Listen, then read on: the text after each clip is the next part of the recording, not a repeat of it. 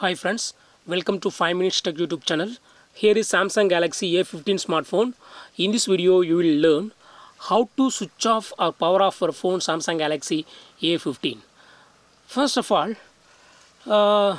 go to side of your phone and use side button. Okay, long press this side button and you will have power off option, and here you have to choose power off. Again you have to click on power off to switch off your phone. Alternatively, you can power off using soft key. First method is using this hard key. Second method is using soft key. Go to the notification area and swipe down. Here you will have one option, power off icon. Okay, just click this power off icon and power off menu will appear now, and click on power off. Again click on power off to switch off your phone. So in this way you can easily switch off or power off your phone Samsung Galaxy A15. After pressing that soft key, you will experience one vibration.